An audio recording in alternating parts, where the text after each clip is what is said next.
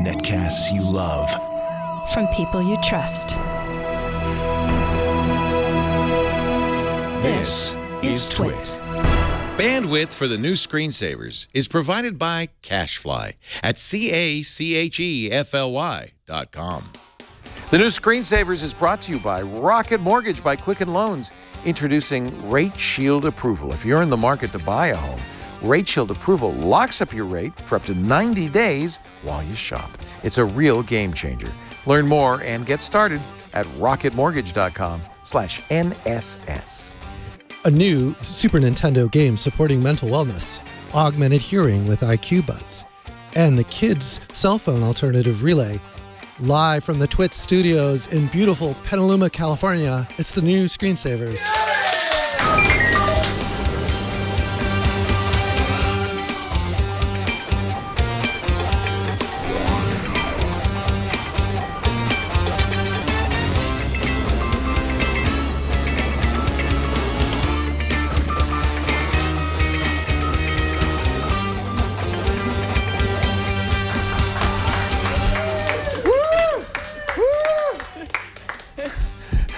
Welcome to the new Screensavers, episode 165 for Saturday, July 14th, Bastille Day, 2018. I'm Leo Laporte. I'm Megan Morrone.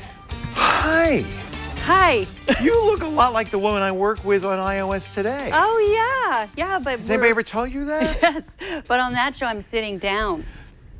You've got legs. It's amazing. Yes, I do. I actually do. Hey, I want to thank Ed, who just did our show open from San Francisco. He's got a shirt that is apparently a catstronaut. Is that what you call them, a catstronaut? Castronaut. Okay. Castronaut sounds a little weird. It's a cat in a spacesuit. Astronaut, yes. Yeah. Coming up, we have a show for you. Fork Parker is here. Actually, it's a game called Fork Parker's Crunch Out. It's the latest game for the Nintendo Super NES. What? Why would somebody make a new game for the SNES? Well, we'll find out. Take this co-founder and Screensavers alumnus, the first employee at Tech TV, Russ Pitts, is here to tell us why they're doing a game for SNES. And if you are a parent, I feel your pain, especially if you are not ready to give your kid a cell phone, but you want to keep in touch with them. We have a new little gadget that might help. I think this looks really cool. It is. Did you put the stickers on it? I didn't. Cherie's daughter put the stickers. Oh, we had a 7-year-old. We had a Twit parent and daughter try it out for us. That's very good. We've got the real review coming up, and just from actual parents. We talk a lot about augmented reality, visual augmented reality, but there's also, I think Apple kind of opened the door to audio augmented reality with the AirPods. I've got a new pair of earbuds called the IQbuds Boost from Nuheara. And I think it's a really interesting look at what is coming with earbuds. We'll talk about that in a bit. And we have your iOS questions and your Mac questions, and hopefully we also have the answers. If you don't, I don't. And, Okay. and I noticed that Jason Howell is doing a review of the new BlackBerry KEY2, but I also couldn't help but notice that the phone is now back in the box. So I'm thinking, well, we'll find out. What did Jason Howell think of the latest Android from BlackBerry? But first, the news of the week. This was an expensive week for me. It really was. So I think the best part of our job is when the new toys come out, and we can talk about toys instead of talking about all the negatives and broken stuff and, how to fix your computer and stuff like that. This was a good week for toys, but the negative side of that for me is I got to write some checks, and I did. I started with Microsoft at the beginning of the week. They announced a new Surface that was a big departure for Microsoft. In fact, I think both of these companies did something that is an indicator of maybe what they think the future is going to be like. Microsoft released a Surface Go, which is a 10-inch, you see it's a little tiny 10-inch Microsoft Surface. It's run Windows 10S, so it's that limited version of Windows 10, although they have a free upgrade to Windows 10 Home on it.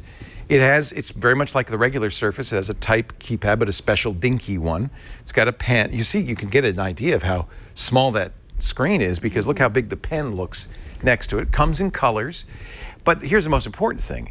It starts at $400. But that's not for the keyboard and the That's mouse. just the tablet. Yeah. But it puts it right there. It's the same size and roughly the same price as an iPad, right? Yeah. And you add, just like the iPad, if you add a keyboard and a pencil and a mouse or whatever, it's going to cost you more. I ended up buying all of the above. And by the way, it's $399 for the base model, which no one will want to buy because it has a slower solid-state drive. It has less memory. You're going to want to spend an extra $150, which gets you up to $549 to get this faster hard drive, 128 gig SSD as opposed to an eMMC drive, and to get 16 gigs of RAM versus 8 gigs of RAM. Both of them have a Pentium Gold processor. We'll talk a little bit about that when I get it. August 2nd, it's going to come in. But I think there are a couple of things that are interesting about it to me. First of all, for a long time, Microsoft said, you have a Surface Book. I use the Surface Studio. Microsoft said, we're going to do, because they'd never done hardware, right, for years. You worked for Microsoft back in the days when it was just a software company, right? Maybe they made a mouse or a keyboard, Xbox, but they never made PCs. And I think the idea was, well, we don't want to step on the toes of our partners who are making PCs because we sell them Windows. So we don't, that's our bread and butter is selling Windows. They just started making PCs a couple of years ago. They stumbled a little bit at first, but I think from the Surface Book 2 onward, they've made some really nice stuff. But they've always made expensive stuff. This is the first one at the low end of the market. And I have a feel, it seems to me this is going to be a little more offensive to the partners who've all this time said, oh, don't worry, the low end's protected. We're only going to do premium kind of reference design stuff. But you're an iOS person. Should Apple be worried about the Surface Go? Is this a competitor? I don't. I mean, certainly it's a competitor. I mean, that looks just like an iPad. They're selling it like an iPad. And it runs Windows 10 stuff, not iOS stuff. Right. And, so, yeah, I guess maybe they should be a little worried. My idea is that, like, people love the Surface. It's not like there are people that go in and out. I tried a Surface and I went back to an iPad. Or, there's just people who love it, real aficionados of the Surface. And then there's everyone else. So I don't know if making it a little bit smaller is going to help that out. But, I mean, it appealed to me.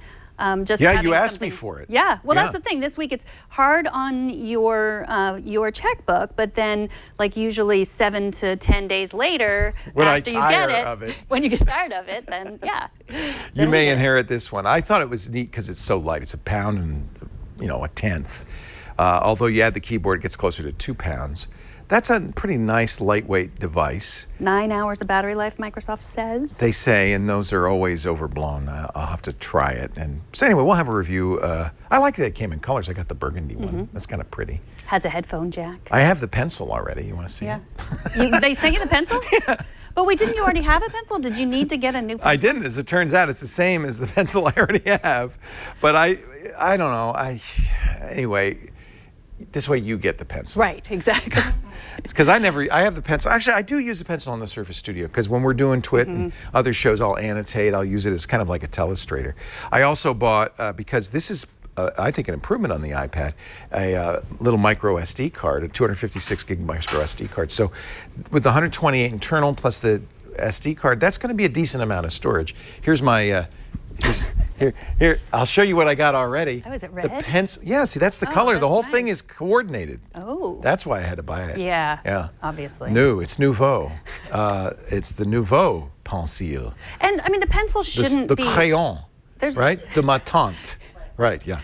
There are a lot of features in the Edge browser, which I'm sure some people out there use, that really take advantage of being able to annotate and using the pen. Yeah. And I think especially on a tablet, right? I really like the pencil even though I'm not an artist or, somebody who would actually use it, but I like the idea of having it. So that was, all right, big deal. When the mouse was $35, it's not expensive. The pen, $99. It's the same one as they use on the other Surfaces. $100 pen. Cover, the type cover. I got the Alcantara in the kind of the gold color. That's $129. And I have $550 because I got the upgraded one. So under $1,000. And the funny thing is you can get the new Surface Pro with the type cover. Microsoft's got a bundle. What did you pay, $800 for it? $800. So that's probably, if people are really wanting a Surface and they don't mind a bigger screen, a better buy than getting the Go. The Go is for people who really want portability. And yeah, you can fit it inside your purse. Yeah. Or your man purse. In my case, Merce. Then, oh man, I gotta. Was it Thursday? Apple just kind of snuck it out. Yeah. They just snuck out new MacBooks. And there's really a lot of people are saying, why didn't you tell us a month ago at WWDC? Because we would have liked to know. There are a lot of people who bought laptops, Mac laptops, right after the WWDC event because Apple didn't announce new hardware. They thought, well, I need it. I'm going to buy it now. If it was more than 2 weeks, you can't just bring it in. You got to persuade Apple. Maybe they won't say yes to trade it in. But these new MacBooks are very interesting. They're all MacBook Pros, 13 and 15 inch. They're all very expensive because they're very high end. It's the first MacBook Pros that go to 32 gigs of storage.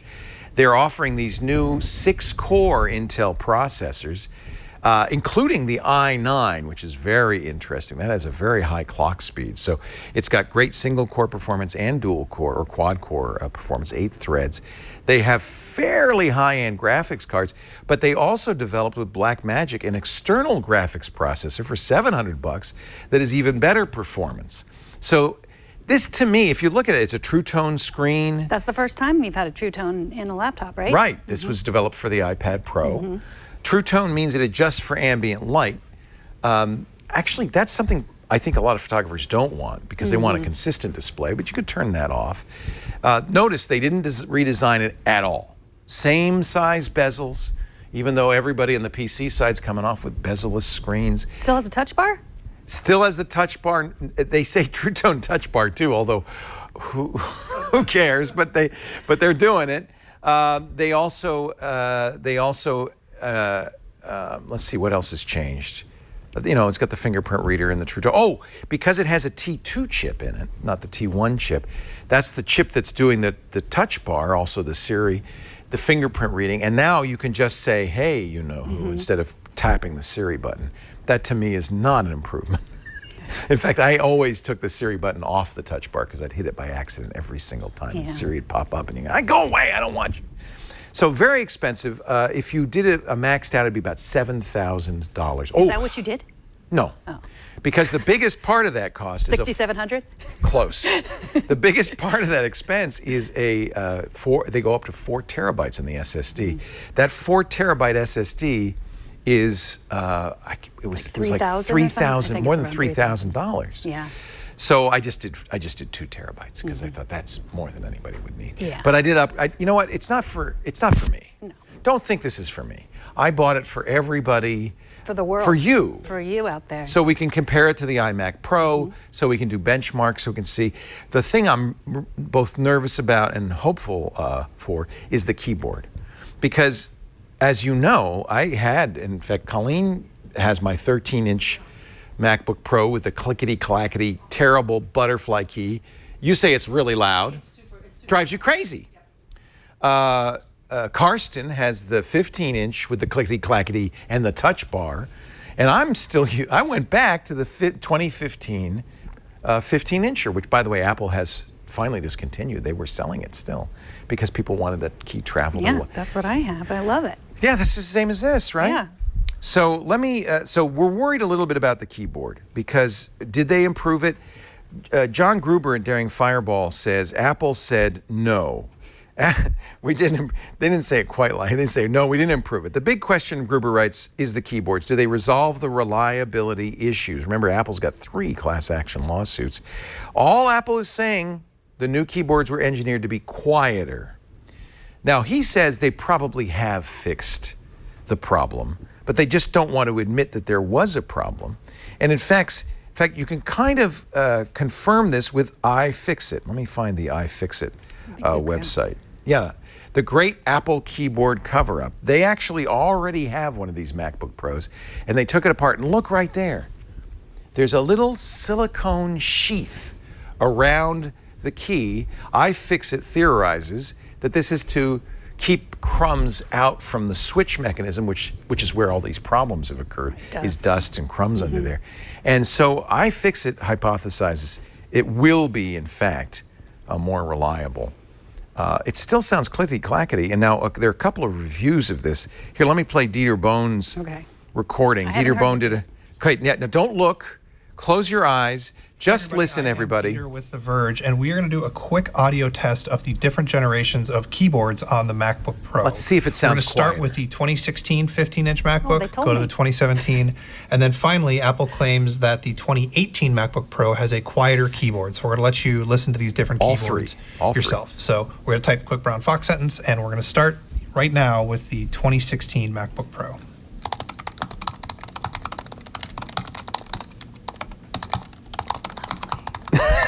Sounds just like Colleen's. Okay, and now we're going to move on to the 2017 MacBook Just Pro. turn this up really loud so you can hear.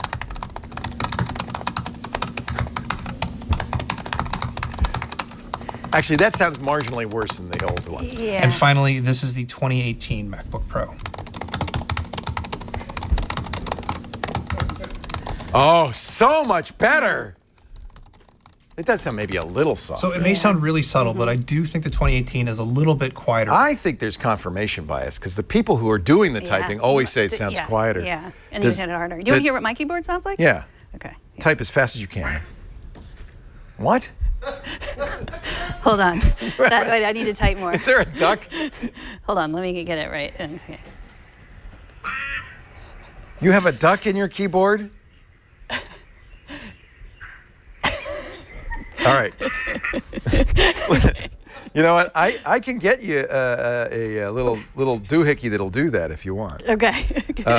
Make any sound you want. All right, here's iJustine doing the same thing. Maybe now this one you might want to close your eyes because she's actually doing a video here where you can see. Test of the two keyboards. This is my old Mac. This is the new Mac. I'm going to type Justine was here over and over again.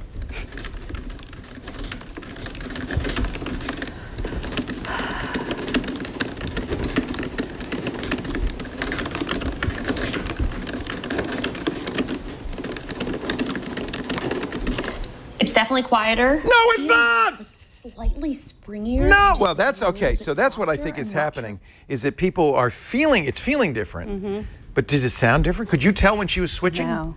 Because you No. weren't looking. If you're not looking, you can't see that she's switching. It sounded like it was all one piece, right? Yeah. The only sound I hear is my dad crying because he took out all those loans to send me to college, and this is what I did with it. No, this is important. Okay, it's important. This is important. Anyway, more reliable, of course, we'll have to wait and see, but it does look like they did something to make it more reliable. Less clicky, maybe not. But, you know, because it's got that silicone, maybe it is a little less. It's hard for me for people who don't like the keyboard, I think the sound is one thing. The short travel's another. It's less than 1.5 millimeters travel. In other words, the keys don't move that much. Yours move maybe 2 or 3 times more. Yeah, I like that. And then for me, it always was when it hit bottom, it hurts a little bit. It hits hard. That's a little softer. Those dome key switches are a little softer. Maybe the silicone will make it feel a little bit cushier. You know what I did? We're hearing that music again. I swear I hear ducks. It's just. Isn't that one of the symptoms of a stroke that you think you're hearing ducks? So we will get a review unit. We're going to have the Surface Go on August 2nd. So we'll have it that next Saturday on new screensavers. According to Apple, should have the new one because I didn't get pickup. I got it mailed to me, and I think I had to because it was BTO. We built to order. So we'll get that Thursday of this week, and we'll have it for next week's new screensavers. We'll have at least, we can do the clickety thing, but I'll give you some reviews. We'll do some benchmarks. What I'm really interested in is comparing it to the iMac Pro. I think really they're aiming at the market. Now, finally, my theory about all this. Apple updated the Pro. They only put out very expensive MacBooks, right? They did not update the MacBook, what we call the MacBook Escape, the one without a touch bar. That's the same. They did not update the MacBook. They did not update the MacBook Air. All of these are way overdue for update.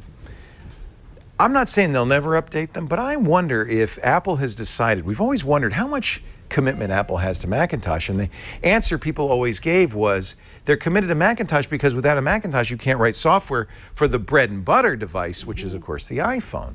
So you need Macintoshes for developers, and they love photographers and filmmakers using Macs as well. The so-called Pro market. That market wants the most powerful machine like the iMac Pro or the new MacBook Pros. They're not price sensitive, which Apple loves. They're willing to spend $6,000 or $7,000 on a laptop, because it's a work tool, and it, you know, it justifies it if it saves them time. I think Apple likes that market. They need that market. What I suspect in the long run, it may not be this year, but in the long run, Apple is going to slowly phase out the consumer Macintosh line, the MacBooks, the low-end MacBook Pros, in favor of an iPad. They'll move the iPad up in capabilities as they have been, and they'll deprecate the consumer versions because they feel like consumers, normal people, should just use an iPad. Huh. How much is the cheapest MacBook that you can buy right now? Is that like the MacBook Air? That's a good question. Is it like it's probably the Air, and the Air is a little $800? over $1,000, I think. Really? You can't get any consumer, like regular MacBook? Let's see the cheapest Mac we can get. You know, I mean, that's Not refurbished or anything, just new. yeah, $999 for the MacBook Air So is I think as cheap as you can go. interesting. Yeah. So that's, and by the way, no one should buy that because that screen is so low resolution. I thought maybe I would use it. I got Colleen's old MacBook Air just to see if I could use it. And I love the size, I love the form factor. But now that we're all used to these high resolution, what Apple calls Retina screens, using that old screen, it felt like it was out of focus. It felt fuzzy. And I just didn't feel like I could use it for very long. We're all used to high resolution displays. So I wouldn't recommend the Air unless you know, that's $999. So that means you're going to start at $1,300 for the cheapest MacBook. That's still more than an iPad. Although if you equip an iPad with a keyboard, a pencil, maybe get a lot of storage, it's not much more, right? That's over $1,000, isn't it? And I think so. And how do the processors compare? Well, that's an interesting question. I think that's the other story we keep hearing is that Apple's moving to the ARM process. They're going to move away from Intel. That'll be a few years in the future. Right now, Apple says desktop class. Remember the ads Apple did? The young girl running around doing all this crazy stuff with her iPad. Her dad says, honey, it's time to put away the computer. And she says, What's a computer? what's a computer? That to me is Apple's message, is that the iPad is what you want. Right. You don't want a computer. Yeah. And for many consumers, that's probably true. But you're right that we get, you know, the pro idea. I'm doing this for work. I mean, that was what got me when I got my daughter a computer. It was like MacBook Air or MacBook Pro, and it's like, well, she does like editing video, and if she's going to make a career out of this, I might as well spend the money. Like, it's that thinking. You don't want to spend $2,700, No. and that's where these start now. Yeah, no. That's a big change. I hope this isn't the future for Apple, but I fear that that's exactly where they're going. You know, we'll talk about it on Mac Break Weekly on Tuesday, as well as iOS Today on Tuesday, because I think this is going to be something we're going to watch with interest to see what Apple's plans are. You never know what their real strategy is. But it is a little odd that they waited till after WWDC, which would be the natural time to announce this. Okay, maybe it wasn't ready, that's fine. They want to sell a few more MacBooks before they release the new one. And then that they didn't update the long overdue MacBook Air, MacBook, even the MacBook Escape, the one without the touch bar. Seems to me they care, and same thing with the iMac, right? They haven't updated that. They did the iMac Pro instead. Next year it'll be the Mac Pro. Seems to me the Pro lines are going to get the updates while they let the consumer lines just kind of wither and die. Oh, sad. Am I wrong? I hope Maybe so. I am. I might be. We didn't mention the Blackmagic GPU, $700. I didn't buy that. I'm sorry. There was a limit, right, to how much. When I told Lisa what I spent, she said, you didn't tell me you were going to spend that. You just said you were going to buy the new MacBook Pro. I did buy the little leather sleeve for $200.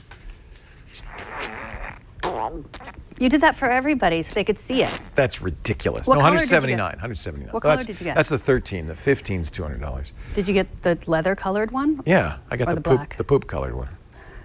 Isn't that what they call? Oh no, I'm sorry, saddle brown. Yeah. Now it's completely spoiled for me. I'll never be able to use it. I'll send that one right back. All right, coming up in just a second, we're going to talk to Russ. I can't wait. From Take This, Russ Pitts, our former producer, #1 employee at Tech TV, through a loophole, which we'll talk about. But #1 in our hearts. #1 in our hearts, that's for sure true. Russ is going to show us a new game on the Super Nintendo system, Crunch Out. Fork Parker's Crunch Out. But first, a word from our sponsor, Rocket Mortgage. We love Rocket Mortgage from Quicken Loans. #1 lender in the country, #1 in your hearts, #1 in volume. Now #1 with geeks, because Rocket Mortgage is the online mortgage approval process. But there's a little problem Rocket Mortgage and Quicken Loans wanted to solve. And you probably know this. When you're house hunting, it's already tough. This is the biggest purchase you're ever going to make. You're going to spend write the largest checks you've ever written. It is kind of numbing. But there's this other problem is that there's pressure on you to find a house fast, especially now because interest rates are ratcheting up, right? And so every month longer it takes to buy this is another month the interest rates might go up. So Rocket Mortgage has come up with a solution. They call it the power buying process. Here's how it works. Quicken Loans will, as always, verify your income, your assets, and your credit. They'll do it fast in less than 24 hours to give you a verified approval. By the way, that's a great thing to have when you're shopping because that means you're good for it. So that's like cash. That's when the seller is looking at your offer, they know there's no contingency on getting a loan. You've got the money. But this is the best part. Once you're verified, you qualify for the all-new exclusive Rate Shield approval. They lock up your rate for 90 days. That gives you 3 months to shop for the house without the rates ever going up. If they go down, that's great. But they never go up. So it's kind of more like a ratchet. They can go down, but not up. But either way, you're going to win. This is why we love Quicken Loans. This is why we love Rocket Mortgage. To get started, go to rocketmortgage.com/NSS. rocketmortgage.com/NSS for new screensavers. Rate Shield approval only valid on 30-year purchase transactions. Additional conditions or exclusions may apply based on Quicken Loans data in comparison to public data records. Equal housing lender, licensed in all 50 states, NMLSconsumeraccess.org number 3030. rocketmortgage.com/NSS. Russ Pitts is on the horn. Hello, Russ. Hello, Leo. Hello, Russ. Megan. Hi. Oh, Hi. it's great to see you. It's good to see you. Russ, you wrote a book which is available. I can't even say the name on TV, but it's available on Amazon. Eagle Spit, we'll say. Sure. Yeah, it's your story. The story of Russ working in the early days of Tech TV, and that's available on Amazon. And it's based on a memo that you wrote, which became infamous at Tech TV, and we all loved. And beyond. It was on another website. We can't say the name of ftcompany.com. Oh, did it make it to Pud's F Company? Oh, nice. That was the BuzzFeed of the original .com. Yeah. Pud once told me his whole goal in life was to write sites that he didn't have to do any work for. So he'd always create sites that just generated content all by themselves. Smart man, smart cookie. You have a site now called TakeThis.org. Tell us what Take This does. Take This is a nonprofit in the video game space primarily. It's a mental health advocacy and awareness nonprofit. My co-founders and I, we lost some friends several years back to depression.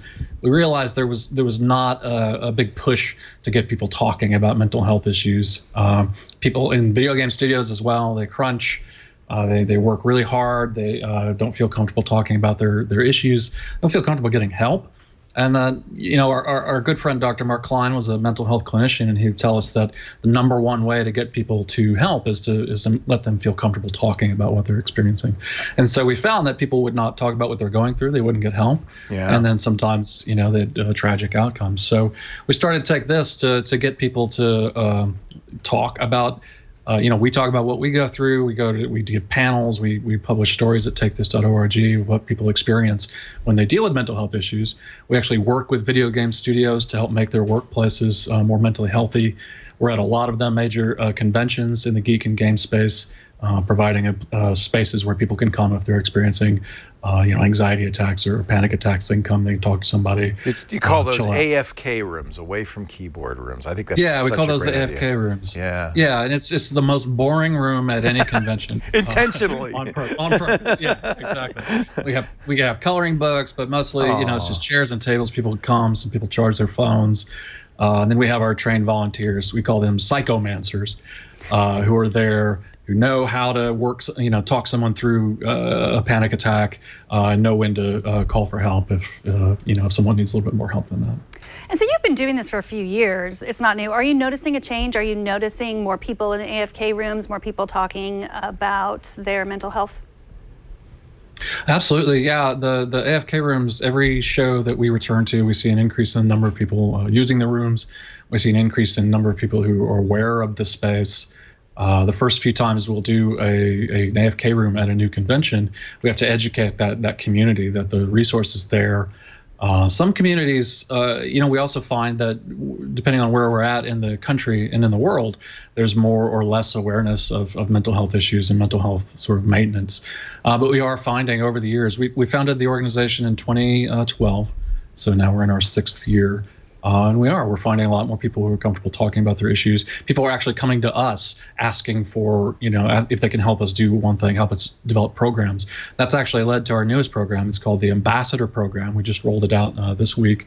We're working with streamers, Twitch partners, people who have communities and are building communities. And a lot of times these people in their communities come to them and say, hey, I really like watching your stream, but I don't, but I'm experiencing these mental health issues and I don't have anyone to talk to. So what we do is we bring the community leaders and the streamers in. We give them sort of a crash course on how they can actually talk to people about mental health issues in a constructive way. And so you have worked with the gaming community, which is a tight community, and now working on having them speak more, people that game speak more to each other about their feelings. What about game developers? Are there specific problems that game developers? Yeah, are they worse than normals? We found that when we started putting together research to do lectures and talks, we found that the common statistic about mental health issues is roughly 1 in 4 people in America deal with mental health issues. Wow. Yeah, right. That's 25%. That's a lot, right? And it's so stigmatized, though, you wouldn't know that, right? Because everybody hides it. That's the problem. We got to talk about it. Yeah, we found that in the game development community, anecdotally, we don't have a lot of evidence on this because people don't talk about it, people don't report it. But anecdotally, we think that the number is closer to 1 in 2 for people in the video game development. Is that because the job's so stressful? Partly, they tend to work long hours. They tend to work at a computer, not get up. A lot of folks will work straight through lunch, and they think they're doing a better job by sort of running themselves into the ground. And you're expected to too. I mean, that's the culture, right? Yeah, there's a lot of sort of machismo around that. If I can work longer than the guy next to me, right, then I'm a better coder or whatever. Yeah. They change jobs a lot. There's a lot of layoffs. People move across the country. There's a lot of stressors, timelines. There's deadlines. A lot of times milestones change depending on what's going on in the industry elsewhere or with the publisher. So it can be a really stressful job. And we found that people don't, they work in these environments where they don't feel comfortable taking a day off even because they feel stressed, or they might not even know what they're going through. So that's what we do. We'll come in and we'll give lectures and seminars at these studios just to give people an overview of mental health wellness. And then if we need to drill down more specifically with specific teams, we can do that too. So tell us about the game, because I'm excited about that. It gave us an excuse to break out the Super Nintendo. Yeah, well, this game, I guess it was just delayed for 20 years. Well, there was a lot of stress in its making. Let's put it that way, right?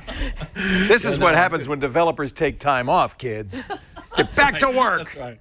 It took a lot of time off. Now, our good friends at MegaCat and Devolver Digital put together this game, Fort Parker's Crunch Out, and you get to play Devolver Digital's CFO, Fort Parker, and you get to crunch That's the guy with a yeah, mustache. So he's the boss. So you get to be a bad guy. So this person is sleeping. I can go get coffee for them, maybe?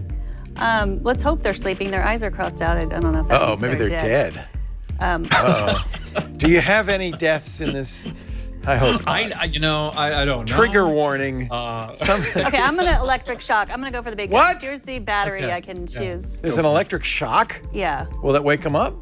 I hope so. Okay, I've got a battery. Oh my God, look at this. This is cruel. Oh, it didn't wake her up. Maybe the other side? Oh, maybe. Or let's try this guy. Oh, they're all falling asleep. Yeah. Look, you've got other ones. The pig hit me. No, you're never gonna make this game. Why did the pig just kill me? Oh, there you go. There I go. Oh, he's back to work. You need more battery juice for her, though. Yeah, I probably do. Or I can get it. There's a stick available, too. You can beat them? Yeah. Man, I like this game. See, I'm Fork Parker. You are. Do you want to play? Really? Okay, I got the stick. I'm going to hit this lady with the stick. Have you ever asked me for a day off, Megan? What did I do? I hit you with a stick. Exactly. Yeah. When I first played this game, it did remind me of working with Leo. Exactly. Leo does resemble Ford. So every tool doesn't work on people. I mean, this is good management skills here. Sometimes they like coffee, sometimes they like a stick in the head. Oh. Well, you've got all but 2 programmers working now. And I can pick up all this money too that's laying all over the floor. It's slipping. Your ship date is slipping. Oh no. Okay. I got the coffee. So what is the point of this? Do we learn how not to be? I think the goal is to poke some fun at a serious issue in the game space. Crunch is a big deal, and it runs people into the ground. You know, several years, this information is several years out of date, but last time I wrote an article about employment in the video game space, the average time in the industry was 5 years. Really? Wow. Yeah, so that the average video game employer would spend 5 years in the industry before bouncing out due to stress or layoffs or whatever. And I don't think that's changed significently since then. Think about that next time you play No Man's Sky. You're working. You're paid in blood, sweat, and tears here. This is. Yeah. So every time something horrible happens in the news where someone takes their own life, we always hear people saying, like, reach out. You know, people love you. We love you. But then other people say, like, it's really hard when you're depressed to reach out. So just saying reach out, just do it is hard. So what do you suggest that people, if you want to reach out to someone, what are some ways, besides just saying, like, hey, are you depressed? Like, what are some ways to reach out to people? Is that what you do? Say, are you depressed? Yeah, keep track of your friends. I think you tend to know who in your friends group struggles with feeling good, or maybe maybe they've been open about their mental health issues in the past. People tend to get down when things happen, right? So if there's something in the news that's a big struggle, like when isn't there now? Yeah, good luck. Yeah. But keep tabs on your friends and check out. If you haven't heard from somebody in a few days, feel free, reach out, ding them on Twitter or whatever, however you keep in touch with people. Send them, send them a copy of Fork Parker's Crunch Out if you want. We actually have things at Take This that we sell through our partners, Wormwood Gaming. I call them little hope shields, and I don't actually have one on me. But we basically sell those at conventions where we're at, and it's something you can buy, and it's pocket-sized. You can hand it to somebody as a reminder that you care about them. And a lot of people, and that could be anything. It could be a coin. It could be like a rock you found on the beach. If there's somebody who struggles, they're there, right there. And they make different types of wood. Those are collectible, and they're a lot of fun. They're like little worry stones. Oh, I want one of those. That's cool. It's something you can hand to someone and say, hey, I love you. I know you sometimes struggle. Yeah, I love you. We care this when you're feeling down, and remember how much we want you with us. I do also want to say, though, when somebody does commit suicide, everybody around them feels like they failed. And so I don't want to put pressure. I don't want it to be the impression that it's your job. You should reach out, obviously, but if you lose somebody, it doesn't mean you failed, does it? No, absolutely. You can't control what other people do, and you can't take responsibility for what someone else chooses to do. It's good to reach out to people. It's good to let them know that you're there. But ultimately, you can't feel responsibility for what someone chooses to do, because there's more than whether or not they heard from you going on there, right? These issues are so complicated, and I think a lot of the reason people don't feel comfortable talking about them is there is that sort of sense of guilt and that sense of ickiness. It's really hard to connect with somebody because you're afraid you don't know what to do.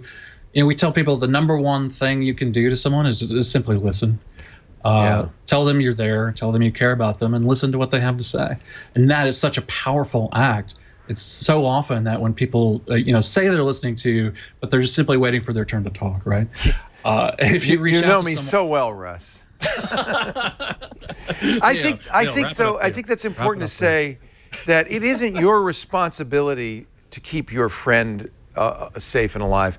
But it's all of our responsibility to create environments where it's safe to say, I'm not feeling good, where we express at all times to everybody our support and love. Those environments will help more than anything else. Let's change how we think about things. And I think Take This is doing a great job. And that's really why you have rooms like that and the badges. No one person is responsible for their other people in their lives, but we all are responsible for making it a safer space and a healthier space for everybody. no matter what industry. That's right. Yeah. That's And right. did we mention that all the proceeds go to take this for this game? Nice. You're not trying to make. Now, do you sell Nintendos? Because I don't think I have one lying around anymore. We'll have to work on that. Yeah. Maybe we can also partner with Nintendo. What does this because I do, don't have one Vicky? either. What is this you're using? Is this a new? This is the Analog sent us this. It is. So there's some. Can you buy this now? This is. You can buy if you're nostalgic. Basically, everything an SNES did in a much smaller, more modern package, and it will run the Fork Parker cartridge, which is pretty it's cool. the Super NT. Like it. That's neat. So there is a market for this kind of nostalgic stuff. I see our 15-year-old play these games all the time. They're fun. He loves the old 8-bit stuff. They are fun. There's something about them. Yeah, no uncanny valley there. Yeah. I mean, except between you and Fork Parker, but other than Yeah, that. that is a little uncanny. I Honest, hear Russ. cassette tapes are coming back too. So Yeah, they are. They are. Russ, it's great. So I want everybody, I can't say the name of the book, but I can show it on the screen. Everybody should run to Amazon. $2.99 for the Kindle edition. It is the inside story of what happened at Tech TV. And incidentally, I like it because you say nice things about me in the Well, yeah. So well deserved. I appreciate it, even though I never read any of the jokes you wrote for me. Apparently, even though I was Tech TV employee number one. Yeah. Technically. Because I was when I was hired for the web team on Screensavers, the transition from ZDTV to Tech TV was in place. So they put me in a holding pattern until they finished the paperwork, officially changed the name to Tech TV, and I was therefore Tech TV employee number one. I can't tell you how angry that made me, but that's okay. I got over it. No, just kidding. No, I felt it every time we shared that connection. You again, employee zero. Wrap it up there. Wrap it up there. That's the other thing I always hear from Russ. We don't have that anymore in the ears. We can Rap. go as long as we want. Hard rap. Leo, you're killing me. That's my favorite one. I wait till I hear that. And I'm hearing it right now. It's odd. Russ Pitts, you're the greatest. TakeThis.org. Everybody should support this. If you want to get a copy of Fork Parker's Crunch Out, you could get it there. Russ, you're doing God's work. I really am grateful for what you're doing. MegaCatStudios.com, $49. Even if you don't want the game or you don't have anything to play the game, think of Buy it as it. just a donation. Well, And you could just donate. You could go to the site. Yeah, you could just donate, or if you could just put it on your, your credenza or something. I donated last time we talked to you so that you could do those AF key rooms. I thought that was such a great idea. It is. And it's much appreciated. And I appreciate you letting us come on the show and talk about what we're doing. By talking about it and being open about what we're doing is the only way we can make a difference. Yeah. Tom Merritt wrote the foreword on that, by the way. Somebody pointed out. Yeah, I think that's really the key. There's such a stigma. I have mental illness in my life, and there's such a stigma against it. It's so scary to people. Everybody covers it up. But once you start talking about it, you realize it affects everybody. Everybody, if it's not happening to them, has a family member it's happening to, a close friend it's happening to. We've got to end the stigma. We were doing This Week in Google a little while ago with Aunt Pruitt and Kevin Toffel, and had a marvelous conversation about that. Both of them said, yeah, I have experience with my life, with close friends, and it's really an issue that we can't continue to cover up. We've got to be honest about it. And then we can all support each other, because really we're all in this together. Thank you, Russ. Thank you. Appreciate it. Great to see you. The great Russ Pitts. Eagles spit. Just, if you search for Russ Pitts on Amazon and the story of Tech TV employee number one, you'll find it. Adult consideration approved or something.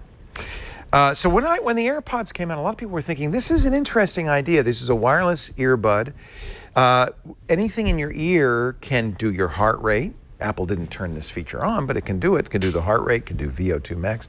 And everybody kind of thought this might be, besides wearing goggles, a new kind of augmented reality. And so I want to talk a little bit about this because there's a new product that maybe lives a little bit up to this promise. And this is our product we're going to review today. This is from a company called Nuheara, and they call them IQbuds. They actually have two different kinds of IQbuds, a $2.99 version, and then the IQbuds with Boost. We'll talk about the Boost. Should tell you right up front, $4.99, but before you choke, I want to show you these. These are hearing aids, In fact, these are my hearing aids, which I got when Lisa finally said, "You've got to stop saying what. I can't. You got to listen to me. No more what." And so I went out, and now these are really expensive. List price is $6,000. These are Starkeys. They pair with my iPhone. That doesn't include the several visits to the audiologist to get your hearing tested, the repeat visits to get it tuned up. These are expensive devices, things that you would really be loath to lose, but they can be a lifesaver for people because suddenly you can hear what people are saying. I like these Starkeys. I got them because a friend uses them, and he said the neat thing is these pair with your iPhone. The iPhone has great assistive technologies for hearing aids. In fact, the newest version of iOS is going to let you pipe sound from the iPhone's microphone into the hearing aid. So you could put the if you're at a talk, you could put the microphone or put it next to the TV and hear better.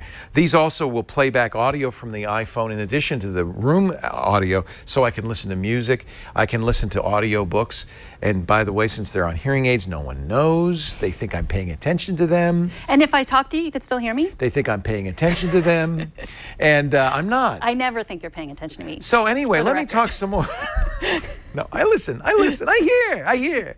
But one of the reasons I wear hearing aids is because as somebody who's worked in broadcasting for years, I've always worn headphones and earpieces, and you listen too loud, and then you have to turn them up, and then you listen louder, and then you slowly, it's a vicious cycle, degrade your hearing.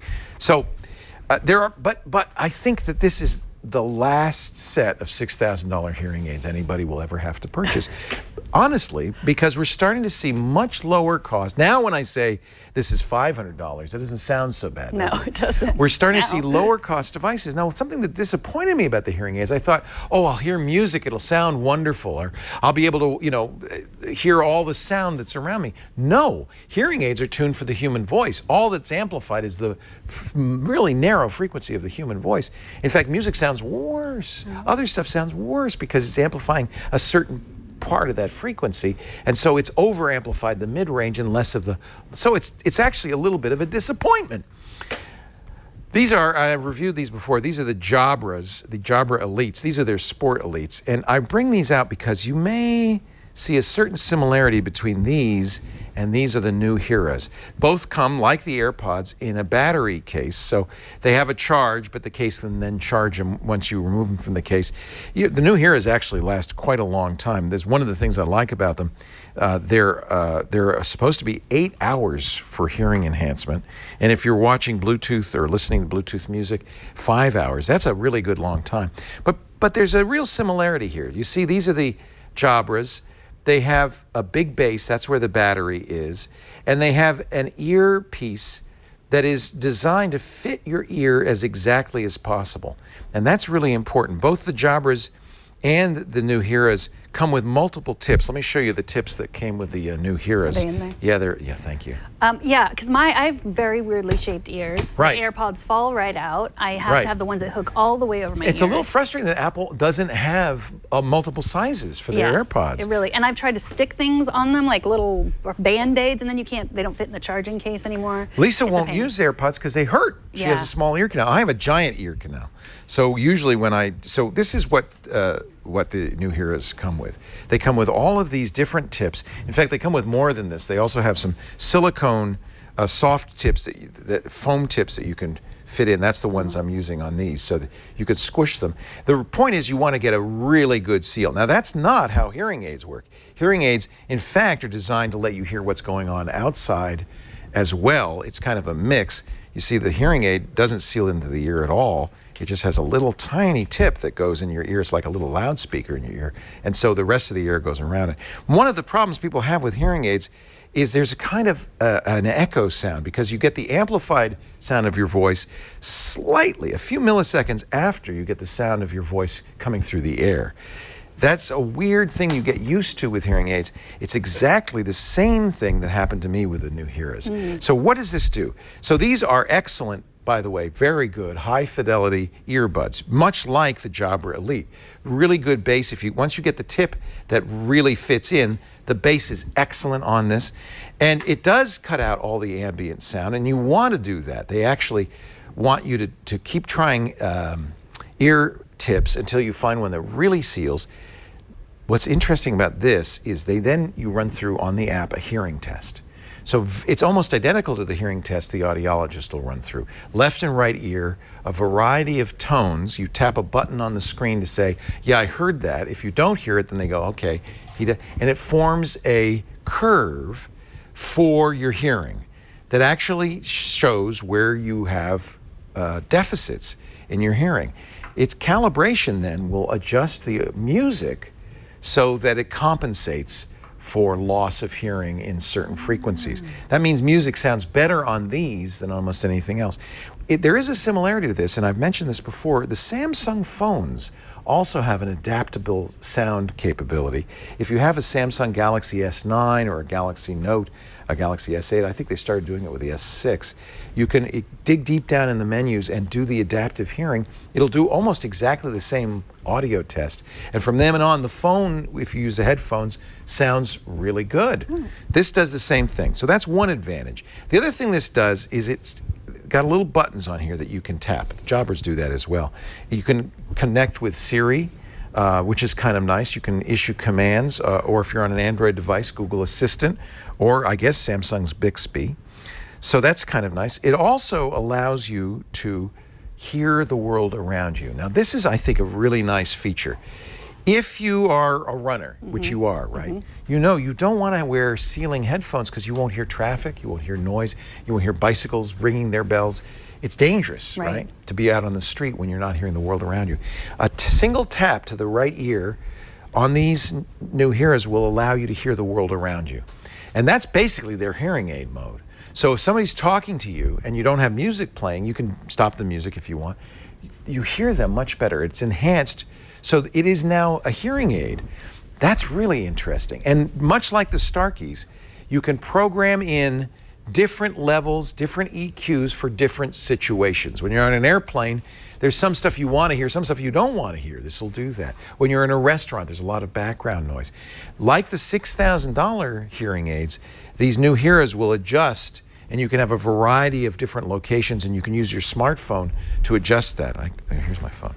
So you can have your smartphone to adjust that. I really like that. You can even tap them to change what audio compensation you're getting. It say, oh, I'm now in a restaurant. Oh, I'm now in my house, which is very different. I really like that. So there's a new focus feature, this is a firmware update we got yesterday, which uses the dual microphones, because these are also, they have a mic. You can also use them as Bluetooth device for your phone. It will use the dual microphones to suppress sound from behind you and increase sound in front of you. This is a very sophisticated DSP technology that, yes, the $6,000 hearing aids supposedly do. I never really noticed that, but they supposedly will adjust so that you hear whoever's talking, and it'll if you think about it, I'm in a noisy environment, we're at a restaurant, I want to hear you better, I want to hear this less well. And that's what the Nuhearas claim they'll do. I wasn't able to, since we only came out yesterday, I wasn't able to test it thoroughly, but I know that happens in the hearing aids, so I'm going to trust it. They have very low latency streaming, so that you can use this with a Bluetooth-enabled TV, like your hearing aids. These are what I'm really seeing here is a lot of the stuff that companies like Starkey and Resound sell as high-tech capabilities in their hearing aids are now making it to essentially consumer-grade earbuds. I mean, expensive, but $500 is still a lot less. Especially if you were thinking of, I need a pair of noise-canceling headphones, I need a pair of sealed headphones, and then this other does headphones. It all. Yeah. And in fact, the audio, if you turn off the back, the ambient sound, and just listen to the audio is excellent. I really enjoyed listening to music. Again, you're going to want to try all the tips. That's kind of a pain in the butt. But once you get the right tips, the right size, I found that the biggest ones, and I like the ones that are a little squishy, really did the best job for me. Let me show you what they look like, just so you know in the ear. I'll put the left one in my ear here. I'm wearing here. It's reading me a book. It's already connected to your phone. Well, that's the nice thing when it pairs to the phone. So that's it. Now, the other thing about hearing aids is they're invisible. They're designed to be invisible. There's a battery that goes over the back of the ear, a little wire, and the hearing aid goes into the ear like that.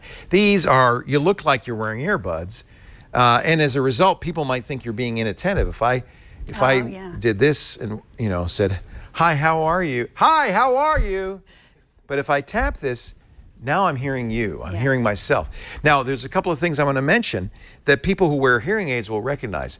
You do get the chorus effect because I'm hearing my voice through my bones in my body, as well as the voice that's amplified through the hearing aid. So when you talk, it does sound a little bit like it's hard to describe. I use the word chorus. It sounds like there's two of you very closely together. But if you talk, go ahead, speak to me.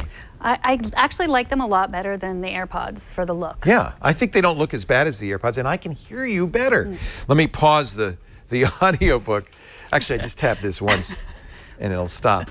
Now they really sound like hearing aids to me. I'm hearing the world around me amplified through the microphones on this, and I think that it actually works pretty well. The one problem people often have, and I had when I first got hearing aids, is I heard sounds that I'd never heard before. You might have this experience.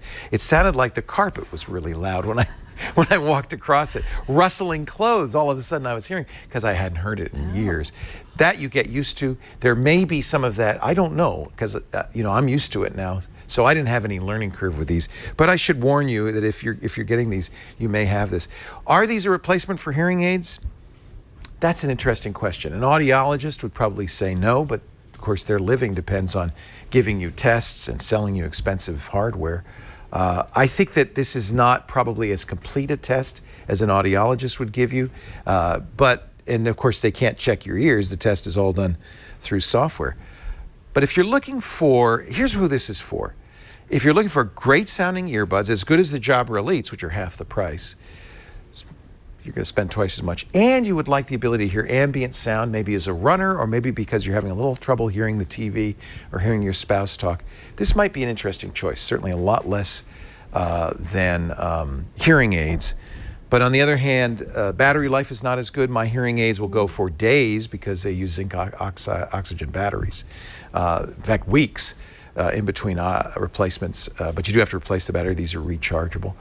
These might help you listen. Notice they have older people with these. I think they're really selling this to somebody who might not really need a hearing aid yet, but might want something a little bit better. It's an interesting market. I just switched it into driving mode, by the way. Oh. Yeah, by accident, I tapped it. But what happened is the background noise level went way down because that would be the road sound, the noise of the wheels and stuff like that. I think it's really interesting. Am I recommending them? Probably not. Probably you'd be better off getting a pair of Jabras and using the playthrough capability of the iPhone. That would give you a lot of the same features without the hearing test, and it would cost you a lot less. On the other hand, these are excellent sounding earbuds. If you're about to buy earbuds and you maybe would like to have that playthrough sound, the hearing test built in, the new focus feature, I think it's pretty impressive. They do sell for $299. As I mentioned, the IQbuds, what they don't have is the Boost without, they're the same as the Boost, but they don't have the ear ID, the sound test. They don't offer the memory foam tips, and they don't do the low latency streaming for TV. So I probably would not recommend those. I think that these, oops, I just turned the world off. I love that feature, by the way. I really do love that feature. They could turn the world on or off. It was great. Yeah, world off, it says. I'm now driving. These, I would say the Jabras or similar, less expensive ceiling headphones are a really good choice. You shouldn't run with those Jabras. You'd have to take one out so you can hear the background noise. They don't fall out. I know you didn't like the Apple AirPods because they fell out. The good seals that you get from these, No matter you can't make them fall out. what kind of dancing you do. Yeah. They really are in good. I don't know. I think this isn't a great look. Not for day-to-day walking around. Well, I would definitely think you were ignoring me if I said that. Because you think I'm listening to music, which I am. Yeah. Or an audiobook. But I'm not. I'm listening to you. Oh. I am trying the Bragi that we talked about, the Bragi. Same idea. Yes, that Jason Howell reviewed on this show, but then he said they didn't work that good because he was using an Android phone, and that I probably have different features. So, and they will also let ambient noise in if you're running. So, I'll have that review. You know what I didn't check is if the iOS playthrough mode works with these. I bet it doesn't. I think they're really designed for MFI hearing aids specifically, be my guess, but I didn't check that. I'm not sure I'd recommend them at this price, but I think it's really interesting, and I think we're going to see, this is just the beginning. What I'd like to see this do is something the Jabra Elite Sport does, which is measure heart rate, VO2 max. it seems like nobody's making something that does everything yet. Maybe it's going to be Apple. I don't know. I think there's something there, though. Those are the Nuheara IQbuds.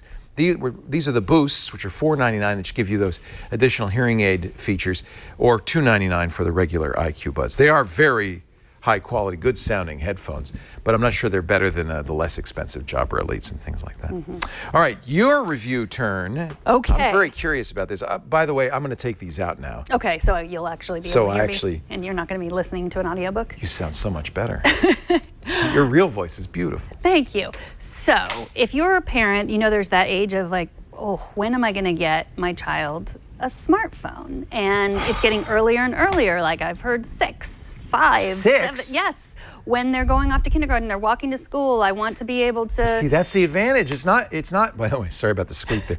It's not the parent. It's not the kid that's getting the benefit. It's the parent. The parent wants to know where their kid is. Yes. Or be able to reach them. Yes, and if you are not living with your partner, then that's something you want to just talk to your kid. You don't want to talk to your partner. That kind of thing. There's all kinds of reasons, but then you end up getting a cell phone for your child, and then you've put the screen in their hands. You've lost them forever. You haven't lost them forever, but you have. I guess in some ways you have lost them. I mean, there's so much on that device. It opens up a whole wonderful world. Obviously, I just say take that for granted, but there's the apps that we talk about every week, but it also opens up them to things you might not want to them. Well, and more importantly, there's now a burden on you because you have to monitor their use. Yes. You've given them something that you have to. It's one more thing you have to pay a lot of attention to, and it's a personal thing they could take to bed with them. Yes. Right. Unless you don't let them, but.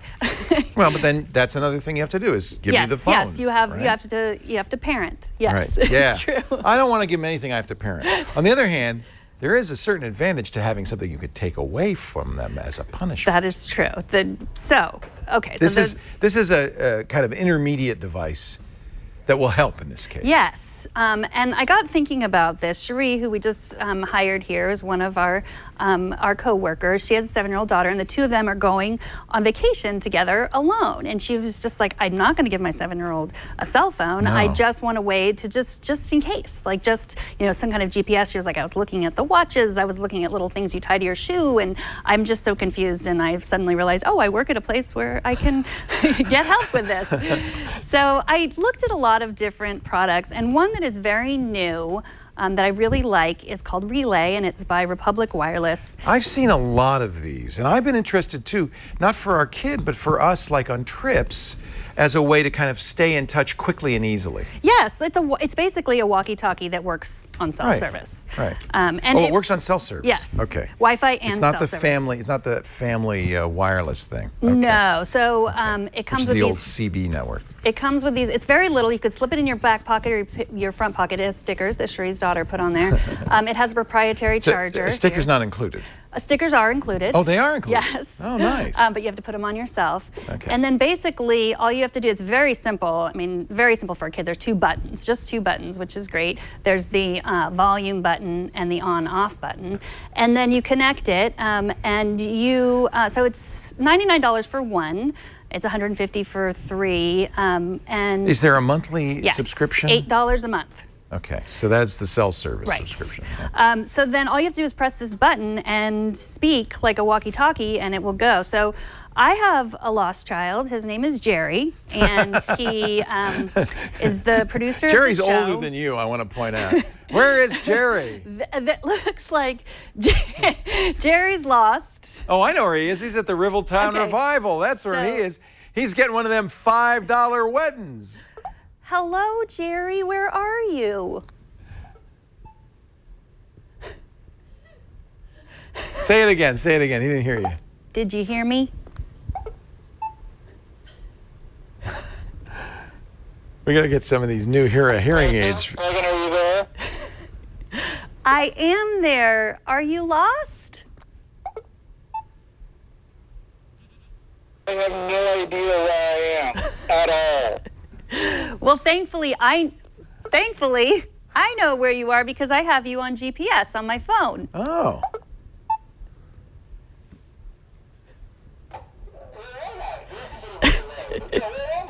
So there's a considerable latency. There is. So Jerry is Cool Robin. I have all of these attached to me, and he is Cool Robin. That's his little nickname. And so I can see that his battery is 66%, and I can find his location, which is 265 First Street. There he is. He's on the island.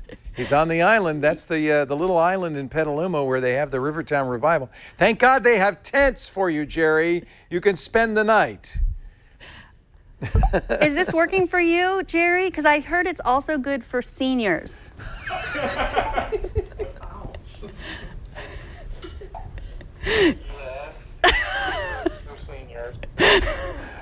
I'm not impressed. I have to be honest with you. With the sound quality? Sound quality is awful. The sound quality is not great, but I think it'd be more frustrating. You have to stay away from it or it gets too loud. Oh, he's okay. holding it wrong. Yeah. Okay. So like this far away? Good luck getting kids to do that. It's probably the best bet. Okay, Leo's good. Mommy, I want a peanut butter sandwich. That probably came out like. He said it hurt his ears. Okay, Republic. Okay, I like Republic Wireless. They're a small cell phone company. They do a good job. Mm-hmm. This is an interesting product. I don't know. Does it fit in your pocket? Yes, it does, and it vibrates right before there's the delay. It vibrates right before you say something, so I know that. Okay. All right, have fun. We'll keep here. We'll stay here doing your work for you, Jerry. Thanks, I'll do it. I'll remember to hold it way out here so you can hear me better. Okay, if you just go down a little way, they got those $5 weddings. You might want to give it a try. He's already been there. Remember, in this country, you can only marry once. At a time. At a time. Very important distinction. Yeah. There you go, Jerry. Right. Jerry Wagler is our producer of this show, but he took this opportunity to test the Republic Wireless Relay. I'll tell you one thing that's better than probably the family radio service, the CB-based ones, is the range is basically anywhere that cell phone signal will reach, right? So if maybe you have it, like I said, you have partners that live at different houses. You can have one and the other, and if you want to get in touch with them, you can do that. I wasn't joking about it being good for seniors if you just need a way, maybe a cell phone is Mom, just too hard to. Where are you? Yeah, it's brand new, and there are a few bugs. The sound can, if you don't hold it at a distance. And our guest here said, good luck trying to get a kid to do that, which is true. The charger, I like the GPS. That's cool. Yes, the GPS is good. The charger is a little funky. Like I said, it's a proprietary charger, and it's very easy to get it on the wrong place, and it's magnetic, so that looks like it's charging, doesn't it? But it's really not, because it's not exactly the right place. So that's a little thing that I'm sure they'll fix. Right now it only does this, but they're adding games. So there is one little game where you can do it in echo mode. So Strong Dog is on relay. let's see. Switching to echo. So then I can say something and it will repeat it in a funny voice. So I am Leo Laporte. I am Leo Laporte. So that sounds just like me. So basically the kid's going to kill the battery. How long is the battery life? That's a great question. The battery, I think, do we have that? It doesn't say on the spec sheet. No. So what did Cherie think of it? She used it with her child for how long? Well, she tried to set it up and had some problems with it. So I think it was, it might have been because it was already set up to my phone. I wouldn't say that she definitely had one right out of the box because I had already set it up. But she did have some trouble, and she's just like a normal mom who is really busy. And it was kind of like, I don't have time for this, which is I think the biggest problem. Like when, it took me a while to set it up. Again, it's new. We have some of the first versions coming out. It's a very typical tech product. Yes. So, but it is kind of expensive. I do like that $5 from every purchase goes to Common Sense Education. That's Common Sense Media, and they're the people that review movies and things like that, and are like a campaign to have better screen time for kids. So I like that. I think it's really early, but I do like it a lot better than anything else that I've tried, any of the other watches that I've tried. But it's hard because it's like you have to, sign up for the service and subscribe. And Yeah, $75 per device plus $7 a month for the service. It is not cheap, but it is cheaper than a cell phone. Yes, and I mean, you're saving a lot of time, like you said, of trying to make sure your kids aren't, spending the entire day watching YouTube videos. Yeah, I almost wish they hadn't put that game on it. Because you're afraid of running out the battery. Yeah, kids are just gonna, oh, that's fun, let's play with this, and then it's not gonna work. Yeah, I'm sorry I didn't know how much battery life it has. That's a fact that is important. We'll find out, and we'll get back to you. But you can, that is nice, the parent device. You don't, I don't actually need one to talk to my kids. I can just talk to them from the phone. Why do they sell them in pairs then? Can you just buy one? You can buy one for $99. Just buy one. It's For $99 for one. $150 for two, and then it goes down. Right, and then if the 3-pack, if I would buy, because I have 3 kids, and then I would just use... You just use your phone. Yeah. So I can use my phone to talk to people. I can kind of see that. Working. And you can see how much battery life everyone has and what their cell signal is. And all right, and I think maybe number one is the GPS feature. Even if you're not talking to them, at least you know where they are. And I think for a lot of people, that's the reason they buy their kids smartphones, is just to know where they are.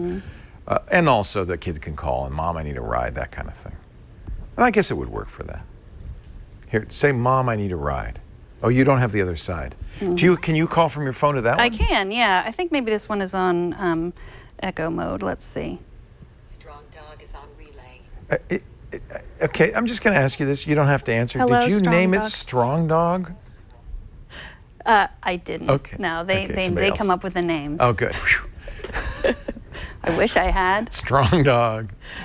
That's mine. So it is in the beginnings.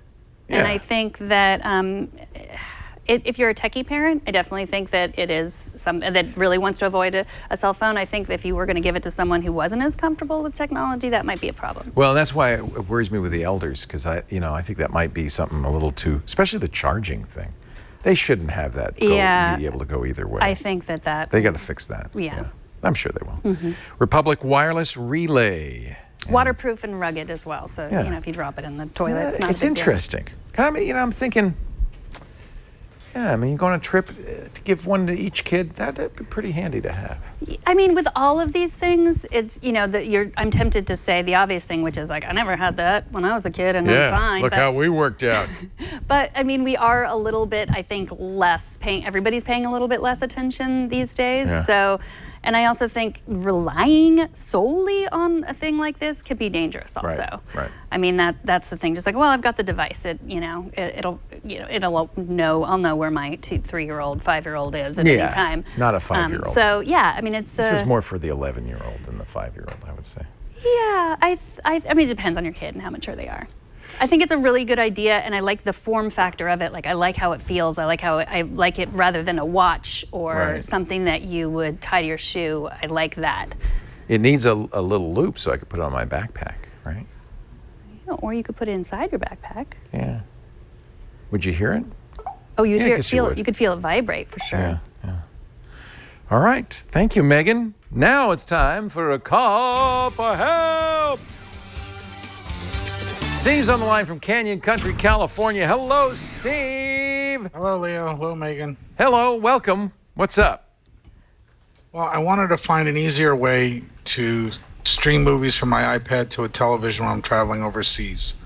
So I bought a digital AV connector to hook an HDMI to my iPad. Yeah. And when I try and play the content that I purchased off the Apple Store, my movies and television shows, it says can't play movie. The connected display is not authorized to play protected movies.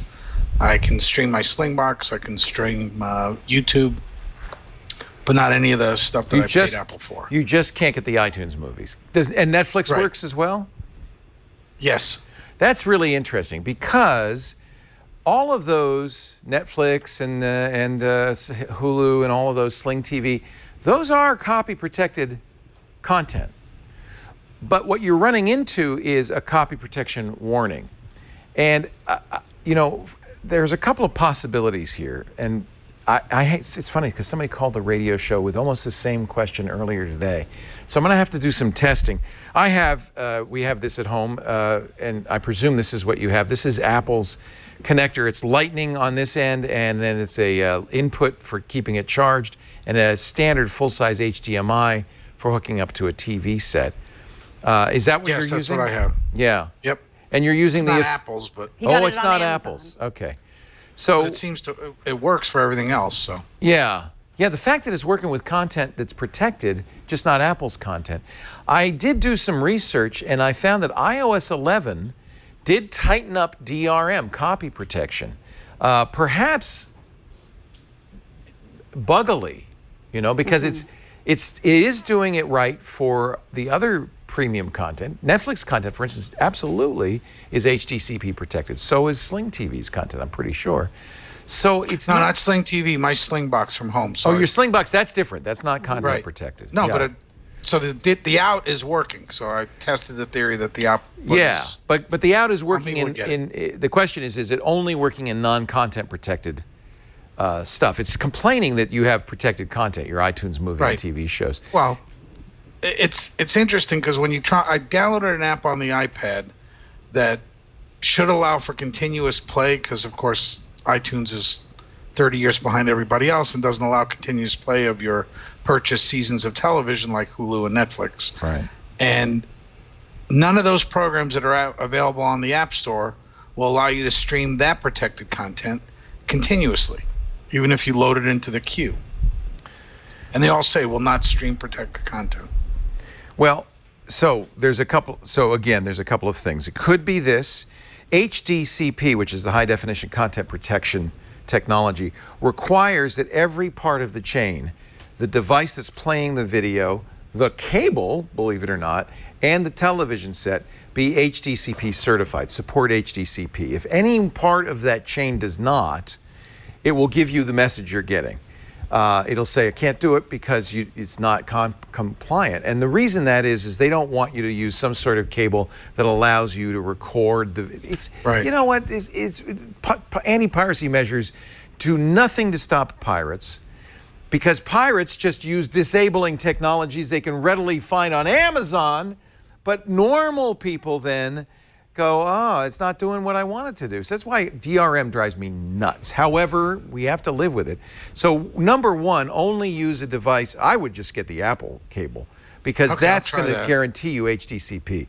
There are on Amazon, in theory, you could get anything that has the MFI, made for iPhone certification. But we know that Amazon, some of the vendors that claim MFI certification are not, in fact, MFI. The people are just lying, and Amazon's not policing it. So I would say that go to the store, Apple store, and get one of these just to see if that's part of the issue, because it may be that the content protection is being triggered because that cable you're using doesn't support HDCP properly. It may also be, and I believe this is also the case in some cases, the caller on the radio show earlier, that Apple screwed it up with iOS 11, that they tightened down DRM, but maybe they didn't do it quite right, and now it's overzealous. In the case of our caller on the radio show, it could not play back unprotected content from photos. He was trying to play watch slideshows from his photos, and he had the same problem on two different phones. So it may be that Apple will fix this with 11.4.3. It may be that iOS 12 will fix this. I have seen complaints. I've looked around and I've seen lots of complaints that iOS 11 broke DRM. Using the Apple adapter. Even using the Apple adapter. Yeah. So there you go. After reading several reviews and spending a bunch of time troubleshooting with Apple representatives, this is you. This is your email. I discovered this is an operating system issue.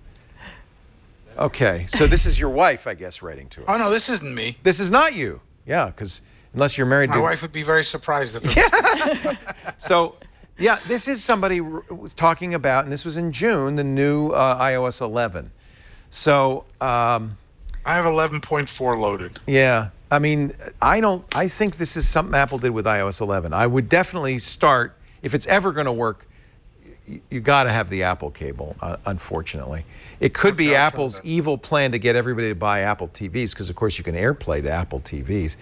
I have been finding lately that when I go to hotels, that sometimes they support AirPlay on the TV set. I think you might see more and more AirPlay 2 devices out there. That would be a boon for you. I do the same thing you do. I load up my iPad when I travel with movies from Netflix, from Hulu. I've got lots of movies I bought on the Apple Store. Could he try, would it make, I don't know, just in case it's iTunes, not that iTunes would ever be broken, but God forbid. God forbid. But you might try buying a movie on Amazon, for instance, and seeing if you can play it from Amazon, and then that would narrow it down. I'm just giving you ways to troubleshoot because truthfully, I bought a couple from Google Play, so I can try that. All right, see if those play. If you get the same message, then it's either the cable or maybe something broken on iOS. If you don't, then it's definitely something broken on iOS. If it works with your cable for anything, that's why I asked about Netflix. I'm pretty sure Netflix is content protected too. And you say Netflix does work with your cable. I'm pretty sure it did, yeah. Interesting. So try the Google Play stuff.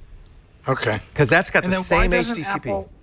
Why doesn't Apple allow continuous play on, like, purchased seasons of television shows? I don't think it's that they don't allow it. I think that they see this as... so the reason Netflix and everybody else added it is so you wouldn't stop watching, right? Right. They watch...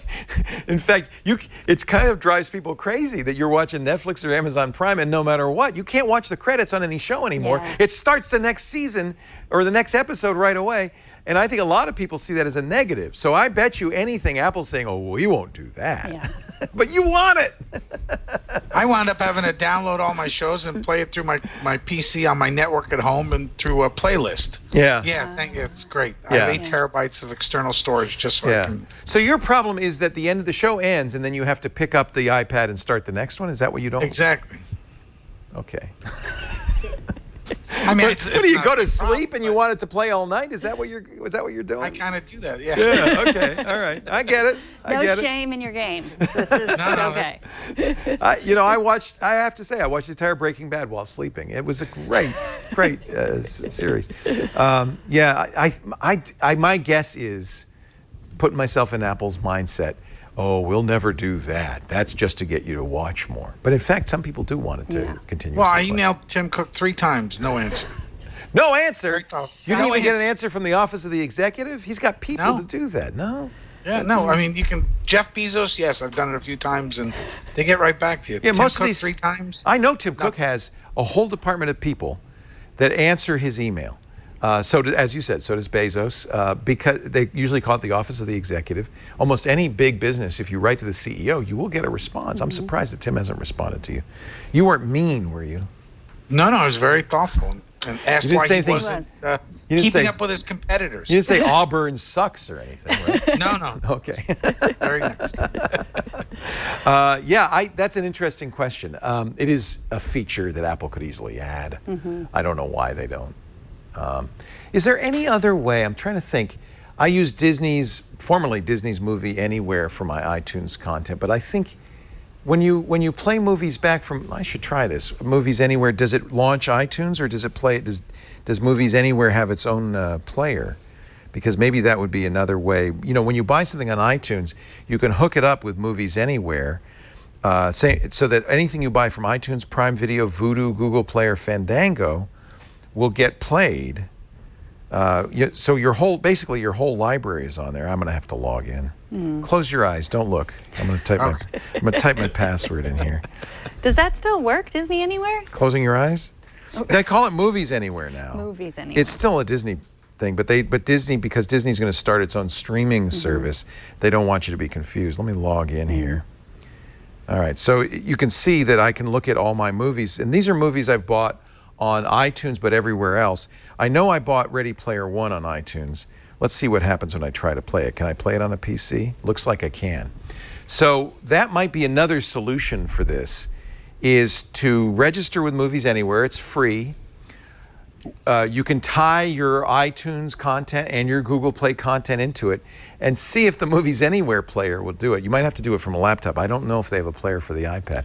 But is there an application on the on iOS Apple TV store? That's a good question. I would check. I don't know offhand. I think so. Wouldn't that be interesting if their player did it? It may do the continuous thing if not. But it's a nice feature anyway, that Movies Anywhere, because I end up buying for a variety of reasons stuff on different stores, and to have the whole library available to me in one place is really handy. Or something like Plex too, would that Well, work? but then Plex won't work with the copy protected stuff unless you crack the copy protection. But yeah, I don't see, these are all the movies I've bought. You might wonder why, because I never watch them. I'm wondering about that movie About Wars Time. That's a great movie. Have you ever seen that? No. Oh my God, you will cry. Let's just watch it now. Okay, let's watch a movie. Hey, thanks, Steve. Thank you very much. We weren't much help, Your help. but there's a few things you can try. Get the Apple dongle. First thing I do is try Google Play, see if it works. That'll help you diagnose where the issue is. Perfect. Thank you again. You're welcome. Thanks for the call. And when iOS 12 comes out, that might be a good update too. We've really liked iOS 12. Do you ever travel with your Apple TV? I mean, that's the thing he wanted to avoid doing. I've never done that. I just watch it on my iPad. So then you could AirPlay to your Apple TV. Right. But in order for that to work, your Apple TV and your device would both have to be on the hotel Wi-Fi. And getting that Apple TV on the hotel Wi-Fi may be non-trivial because of this captive portal thing they do. Yeah. It absolutely should work this way. Why would Apple sell an HDMI dongle if you couldn't just plug it into the TV, right? It absolutely should work that way. And my guess is they broke something in iOS 11. But they should have fixed it by now, right? I'll tell you what, I will take this home. I will try it with iOS 11. We have the public beta of iOS 12. I'll try it with iOS 12, and we'll see if we can figure that out, because it's driving. Now it's bothering me. Thank you, Steve. Appreciate it. Patrick Norton will be taking Megan's place next week. Very excited about that. If you want to ask the host of Tech Thang your tech question, here's how.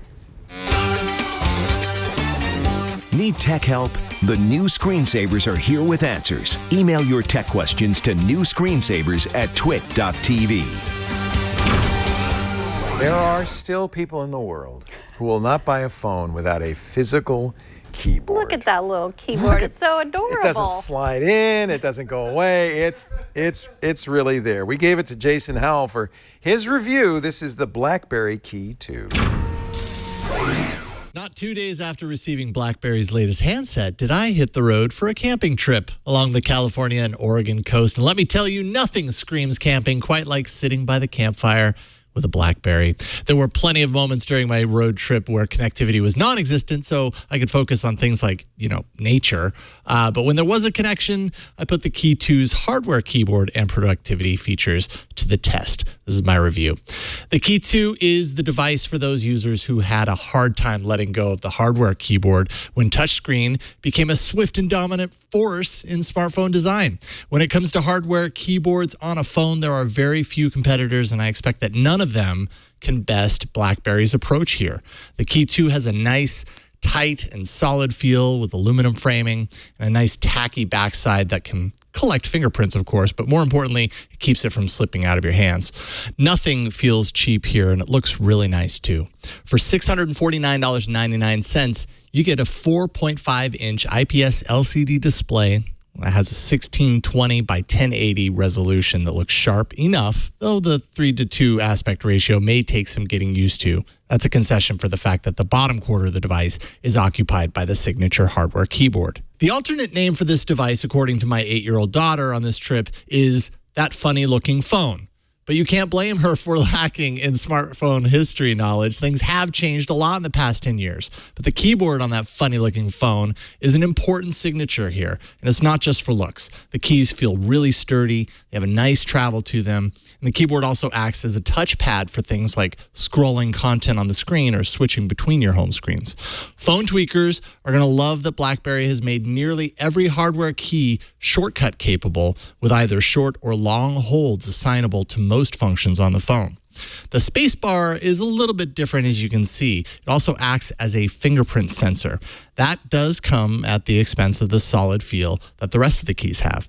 The spacebar, by comparison, has a kind of a loosey-goosey, almost empty feel to it. Whether you can type super fast on the KEY2 keyboard likely depends on the kind of typist that you are. If you are a one-handed typist, this is not the phone for you. It practically demands both hands on deck. And pushing in mechanical buttons is a surprisingly difficult transition after years of rapid tap typing on touchscreen keyboards. I'm certain with time, You'll improve your speeds, but even after a week, my fat fingers still had a hard time with accuracy during rapid input. What's not slowing things down, though, are the internals of the Key 2. The Snapdragon 660 processor is coupled with 6 gigs of RAM, and though the 660 is not the latest and greatest, it's absolutely ample for the enterprisey use cases that this phone targets. Things feel snappy, improved by all the ways that you can work in shortcuts throughout, including the convenience key on the side that actually acts as a customizable shortcut summoning button for whatever function you like. Things appear quickly as you move throughout the interface, which is a nice change from the Key 1. It also runs Oreo 8.1 currently, with plans to upgrade to Android P at some point. Now, BlackBerry fans get their beloved hub, which brings all of your email and social accounts into one big continuous feed to manage through, though I found for a productivity feature, this was a nightmare for my brain to behold. I'm sure there are reasons to like this river of information, but it was much too noisy for me to appreciate. Users also get BlackBerry's security features, namely DTEC for scanning device security health, regular security updates, and other features like Privacy Shade for narrowing the view of sensitive information that appears on screen. And battery life was a non-issue in my experience, easily lasting all day and quickly topped off with Quick Charge 3.0 support. And now, let's talk about the part that really let me down, and that's the camera. Instead of focusing on an improved single camera experience, the BlackBerry KEY2 opts for the trendy dual camera setup. And if it actually improved the images, that would be one thing, but image quality is not very good. Even well-lit scenarios weren't improved by HDR processing. There's clipping in overly lit portions and graininess in lower light shots. I'll be honest, a short time into my trip, I stopped taking pictures with the Key 2 altogether in lieu of my Pixel 2 XL's awesome camera. I just wasn't really willing to have subpar pictures from my awesome road trip, which was exactly what I was getting from the Key 2. But everyone has different priorities. If you don't care as much about picture quality and you really love the idea of that hardware keyboard, you simply can't do better than the Key 2 right now. BlackBerry made a fantastic device for true BlackBerry fans. It merges the digital and the analog nicely. There are users out there who are pining for these features in a phone, and if that's you, I'd say BlackBerry has made the perfect phone for you. As for me, I'm happy to stay in my touch-only world. I'm Jason Howell, just, reviewing all types of Android things and all about Android, plus talking to amazing people in the world of technology on Tech News Weekly here on twit.tv. I agree with its daughter. That really weird phone, Dad.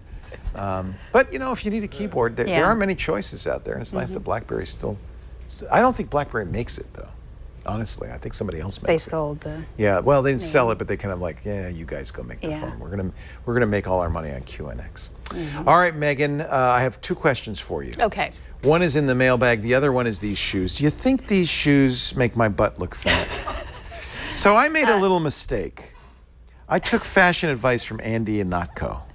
He really likes these. These are the Zeros, Xero.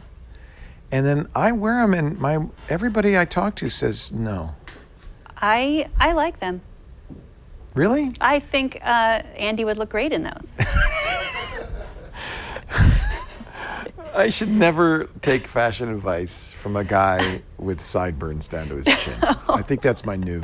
No, they just look more like Andy's style. They're more Andy's style. I'm a more dressy kind of he's a fancy freelance guy. on the town Chicago journalist. Yeah, right. I'm just an old man. Now I have another question for you in the mailbag. Thank you, Colleen. The mailbag also includes this. What is that? From Mega Cat Studios. Oh. The people who did Fork Parker. Crunched. Oh. There's a Mega Cat. What else? Oh, that's so nice. Oh, our very own copy of... Coffee Crisis. Coffee Crisis. That's one of their other games. Not so long ago, in a galaxy kind of close to us, an evil race of aliens named the Smurglians have stolen the Earth's Wi-Fi to create the Smurnet. Using their new technology, they've discovered Earth's music and now have their sights set on stealing that as well. It's up to Nick and Ashley, owners of Black Forge Coffee House, to use their 6-demon blend to put an end to the evil alien plot. So basically, it's using coffee to fight aliens. That sounds fun. That's what I would do. Wait a minute, there's more. Oh. But wait, there's more. Too bad I don't have a Nintendo. Little Medusa. Oh. So these guys specialize in making retro games. That's kind of cool. Talk about a bad hair day. The realm of the gods has fallen to Flora, a powerful sorceress. Now you must take back Mount Olympus. Man, that brings back memories, doesn't it? You don't have a Nintendo? You do? No, I don't. No, I have a Wii, but we don't have a Nintendo Entertainment System, an NES. Oh. But I'll get one just for that. Thank you. Very nice. Really appreciate it. Thanks to Mega Cat Studios. Now, by the way, we'd be glad to feature your games. Just send them to us, and we'll put them in the mailbox. Pick a. No, I'm kidding. Don't, please. Okay. All right. Question one is mine. Oh. And this is a video. Watch. Dear screensavers, I was raised using Windows machines because my family couldn't justify the expense of an Apple.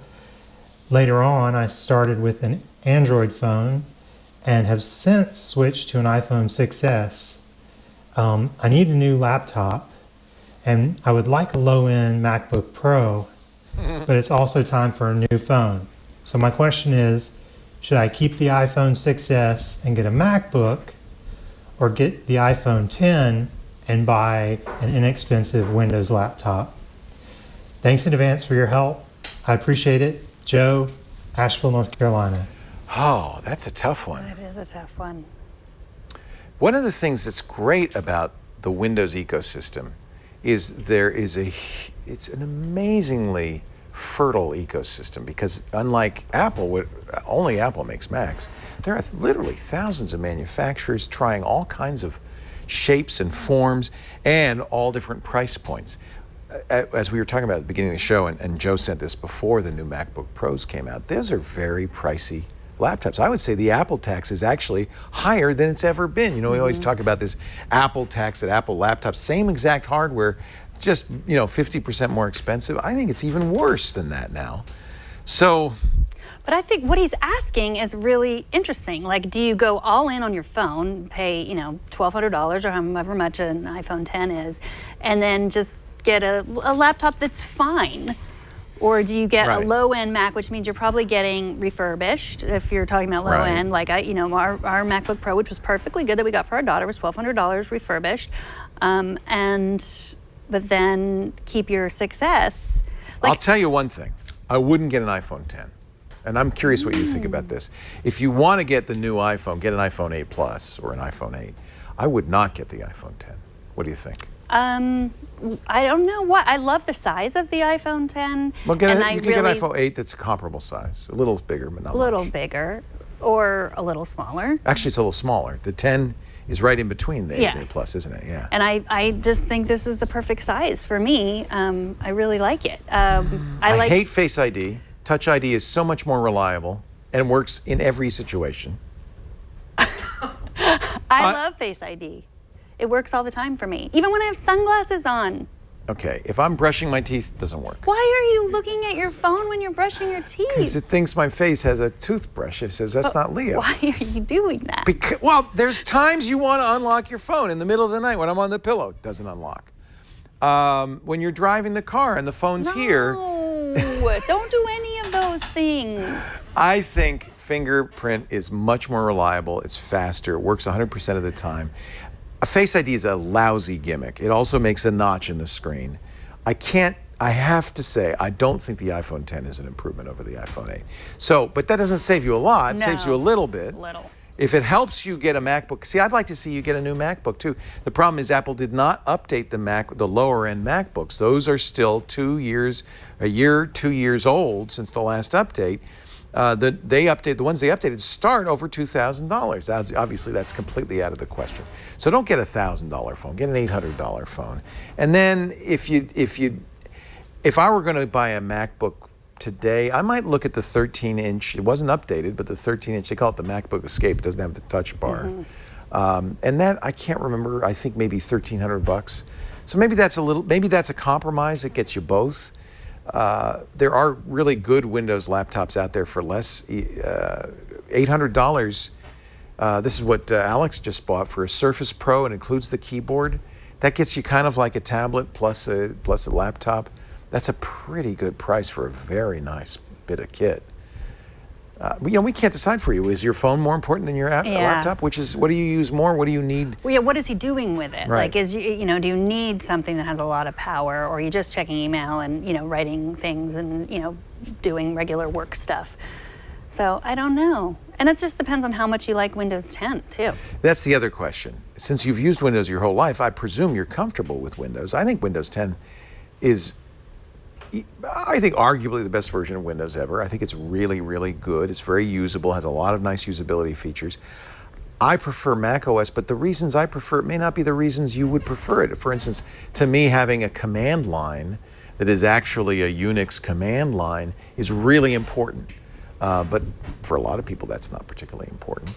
I happen to just feel better in the Mac OS. You use both. You probably prefer Mac, I would guess. I do, but I mean, not measurably so. That's the point. It's really most a taste difference, right? I mean, I think that as the price of Macs continues to go up, and if they do what you said, which is no longer have a real consumer version, I think you're going to see a lot more people using a Windows computer and an iPhone. Yeah. And I mean, like Paul Thurrott does that. He Nothing loves wrong his with iPhone, and he's a huge Windows guy. Yeah, there's no reason that an iPhone doesn't work with Windows. No, it works. Those days are gone. I mean, it works a little bit better with, like a little bit, there's continuity and those kinds of things but I rarely use them. Yeah. It is kind of nice though, when my phone rings, my Mac will ring because it's got continuity with the phone, and I can answer the phone on the Mac. You can respond to iMessages on your computer. There is a certain amount to be said for a complete Apple ecosystem. As much as I hate it that Apple does that, they really want to lock you in. If you have an Apple Watch, an Apple laptop, an iPad, an Apple desktop, an Apple TV, it all works better together. It's kind of a natural, seamless ecosystem. There is a certain advantage to that, but you're paying a high price. Yeah. Shall we go to my question? Question 2. Okie dokie.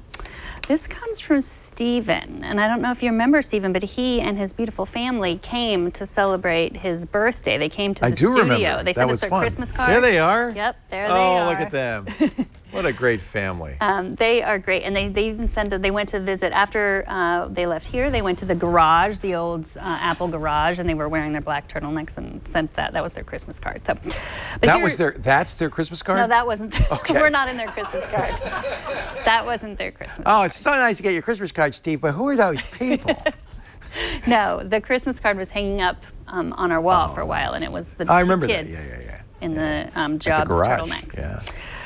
So they have a question. They were wondering if we know about backing up iTunes media files, music, movies, etc., and how to easily manage those files across multiple users, each of us in the family. For example, Ian, that was their son Ian, has started to really discover music, and he's loving David Bowie and Rush. Nice. Obviously, Stephen wants to encourage this behavior. Yes. He wants to add specific music to his iPhone, but has to get the files from our family master music library, currently housed on my iMac, onto his MacBook Air. Should I have all the music and movie files on a centralized NAS and then feed that centralized library to each person's iTunes app on their individual MacBook, Mac Mini?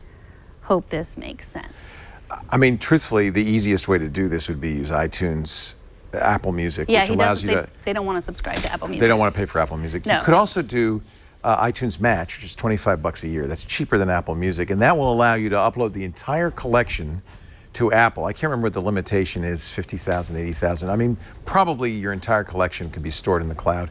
And then each member of the family can download just the cuts they like. They could say, he could say, I just want the Rush and the David Bowie. Because I don't know about his family, but in my family, that was always the issue, is we had different musical tastes. We had family music sharing, so everybody would because we didn't have Apple Music then, so people were still buying music. People would buy, and Henry would buy a bunch of stuff that I didn't like.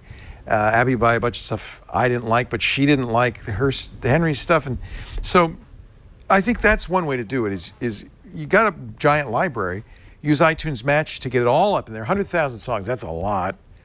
And then they can go on their devices and download just the songs they want. You'll be able to see the entire library. You'll have a little cloud with a downward arrow next to stuff that isn't on the phone. And you can do it album by album. You can make a playlist, download the entire playlist. I think that's the easiest way to do it. Essentially, that's what a NAS would do, except that you would be responsible for storing it in the cloud. It's a big problem to copy it over to the NAS. New music, you'd have to copy it over. It's just, I think, $25 a year is a lot less than buying a network-attached storage device. Let Apple do it. More and more, I'm of the opinion, use the cloud, use streaming. In the long run, that's going to be easier. Now, I say use streaming, and you can, by the way, stream everything you want from Apple's cloud, but you can also download it, so when you're offline, you can still play it off of the phone. I think that's the way to go. Yeah. $25 is way better than $15 a month, which is what I pay for Apple Music. Yeah, and I don't blame you. I think a lot of people resist the idea of subscribing to music instead of buying it. They still want to buy it. I know Lisa likes to buy music, support the artists, things like that. Well, ladies and gentlemen, I guess we're done for the day. I will see you on Tuesday, 9 a.m. Pacific, noon Eastern. Me too. 1600 UTC. We'll be here for iOS Today. Megan now hosts our special IoT version of Know How with Florence Ion. How's that going? It's going great. Last week we had Stacey Higginbotham on the show, and we talked about Internet of Things security. She was very helpful. She's great on that, yeah. And then next week we're going to talk about smart lights and smart plugs.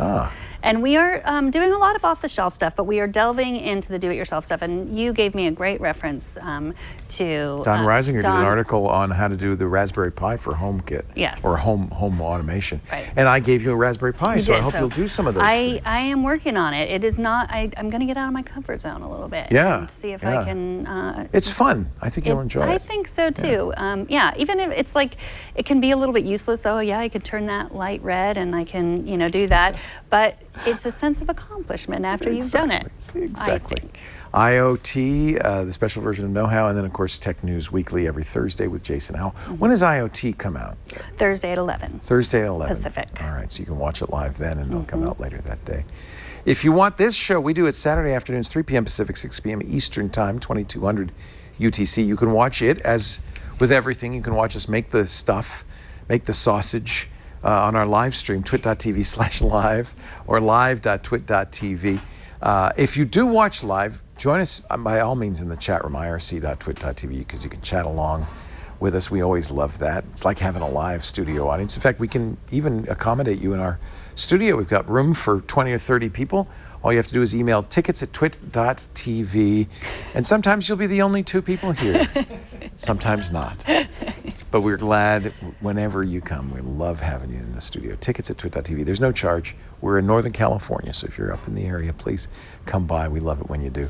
If you can't watch live or listen live or stream it, you can always get the on-demand download at twit.tv/NSS. All our shows are podcasts, so you can always get the audio or the video at our website, twit.tv.